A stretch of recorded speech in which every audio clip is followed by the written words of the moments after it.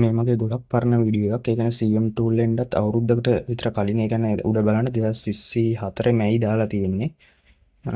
ඒකට රීච්, ඒ කියන්නේ views ගිහිල්ලා තියෙනවා 8,65,000ක්. ලයික් 21,000ක් ගිහිල්ලා තියෙනවා. earnings 28ක්, ඒ කියන්නේ ඩොලර් 28ක් ගිහිල්ලා තියෙනවා. average watch time තප්පර 45යි.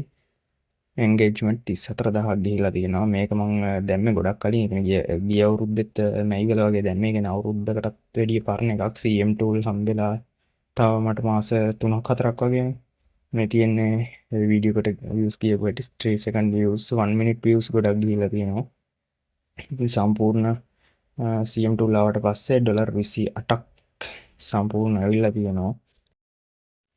මේ තියෙන මගේ වීඩියෝ එක තප්පර 3ක් හරි කී දෙනෙක් බැලුවද කියන රේට් එක. ඒක සාමාන්‍යයෙන් 79ක් තියෙනවා. ඒක සාමාන්‍ය ටිකක් හොඳ මට්ටමක තියෙනවා.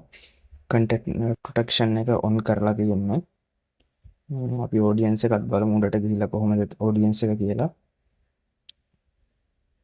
මෙතන ඔඩියන්ස් ටැග් එකට යන්න බලන්න.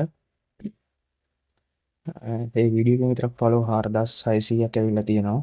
මේක ගොඩක් පරණ නිසා එජ් එක එහෙම පෙන්වන්නේ නැහැ. টොප් කන්ට්‍රීස් තියෙන ශ්‍රී ලංකාව 92%. ශ්‍රී ලංකා ඔඩියන්ස් එකක් ඉන්නේ. ටිකක් පරණයි. ඒ නිසායි අර එජ් එකයි ජෙන්ඩර් ඒ කැලල පෙන්වන්නේ නැහැ. මේ ටිකක් පරණ වීඩියෝ එකක් නිසා.